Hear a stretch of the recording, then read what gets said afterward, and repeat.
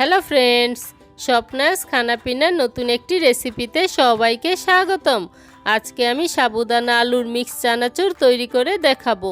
চলুন দেখে নেওয়া যাক সাবুদানা আলুর মিক্স চানাচুর তৈরি করার রেসিপি।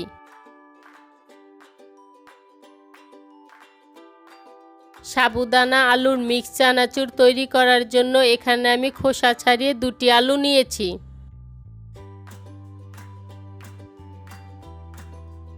এবার এই আলু দুটিকে আমি গ্রেটারের বড় অংশটা দিয়ে গ্রেট করে নিচ্ছি।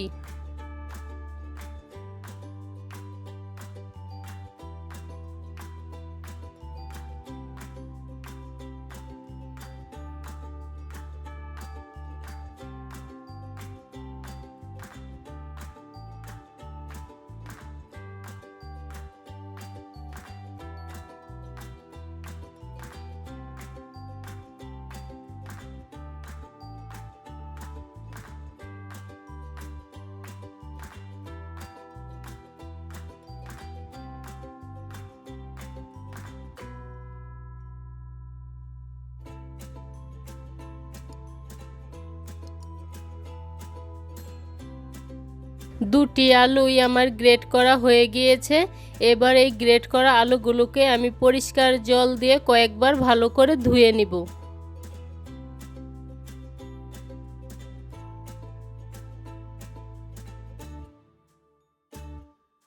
কয়েকবার আলুগুলোকে পরিষ্কার জল দিয়ে ধুয়ে নেওয়ার পর এবার এই আলুগুলোকে কিচেন টাওয়ালের উপর রেখে টিস্যু পেপার দিয়ে ভালো করে মুছে নিব। আর এমনভাবে মুছে নিব যাতে আলুর গায়ে কোনো রকম জল না থাকে।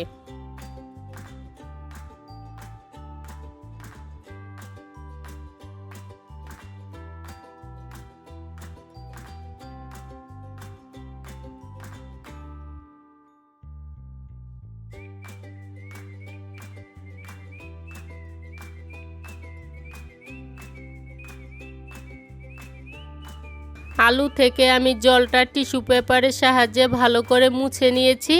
আর মুছে নেওয়ার পর আলুগুলো ঝরঝরে হয়ে গিয়েছে।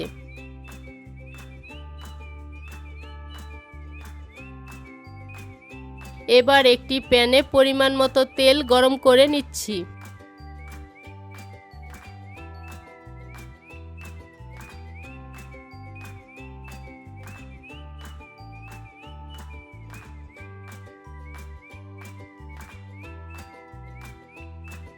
তেলটা গরম হয়ে গিয়েছে।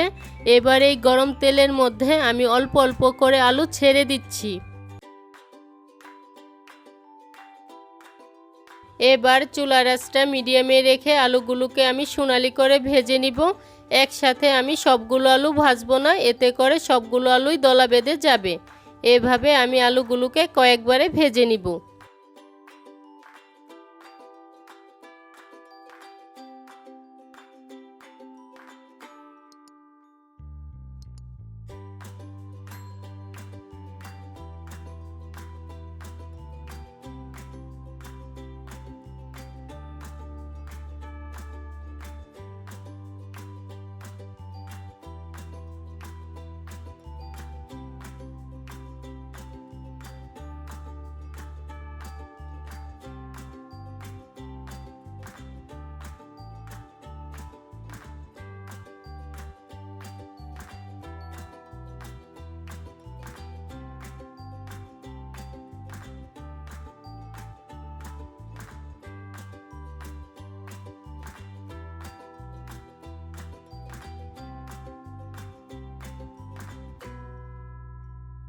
আলুগুলো আমার ভাজা হয়ে গিয়েছে।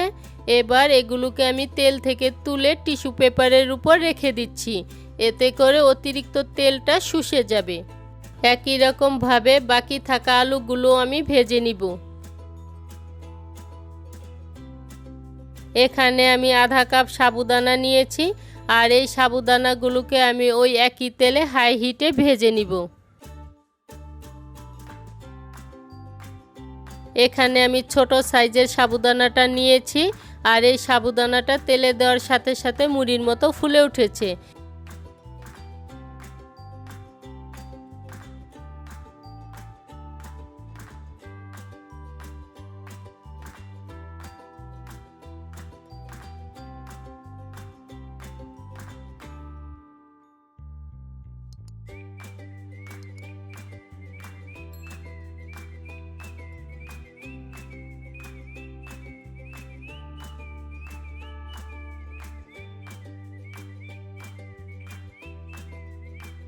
সাবুদানাগুলো আমার ভাজা হয়ে গিয়েছে। এবার এগুলোকে আমি তেল থেকে তুলে টিস্যু পেপারের উপর রেখে দিচ্ছি।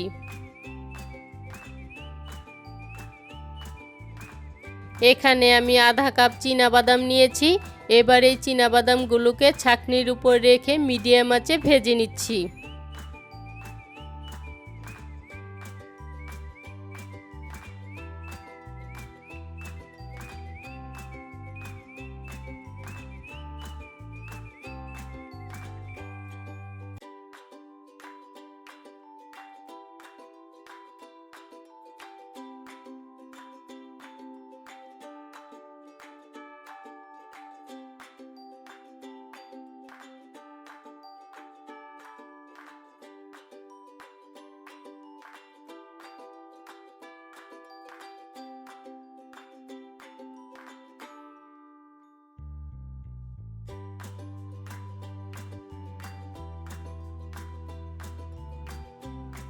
বাদামগুলো আমার ভাজা হয়ে গিয়েছে। এবার এগুলোকে আমি তেল থেকে তুলে টিস্যু পেপারের উপর রেখে দিচ্ছি।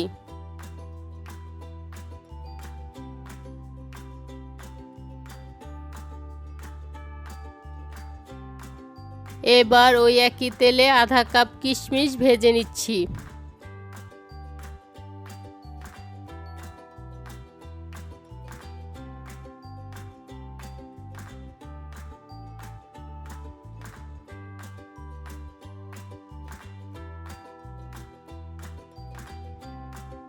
কিশমিশগুলো আমার ভাজা হয়ে গিয়েছে। এবার এগুলোকে আমি তেল থেকে তুলে নিচ্ছি।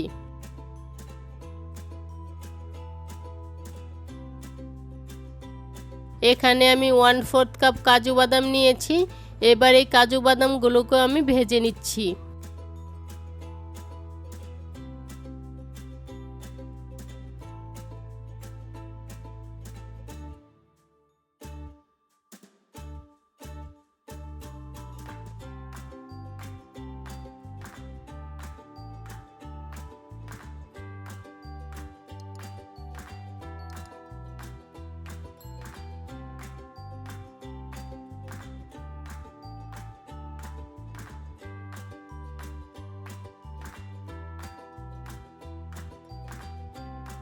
কাজু বাদামগুলো আমার ভাজা হয়ে গিয়েছে।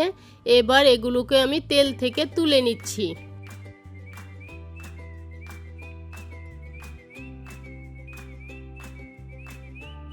এখানে আমি 1/4 কাপ কারি পাতা নিয়েছি।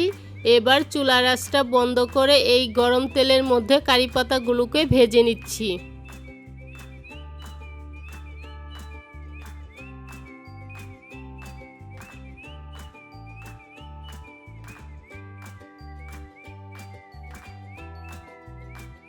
সব কিছু আমার ভাজা হয়ে গিয়েছে।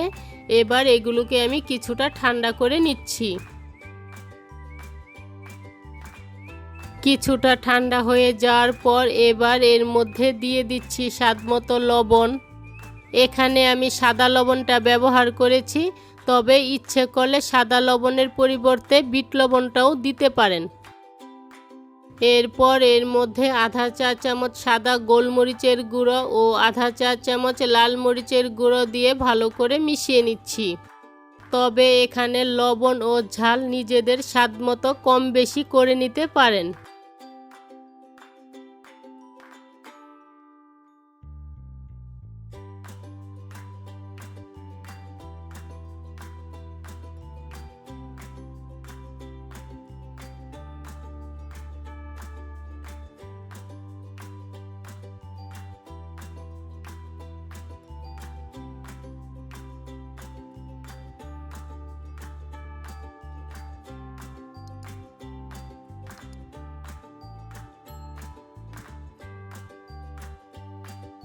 মিশানো হয়ে গিয়েছে। এবার পরিবেশন করে নিলেই তৈরি হয়ে যাবে সাবুদানা আলুর মিক্স চানাচুর।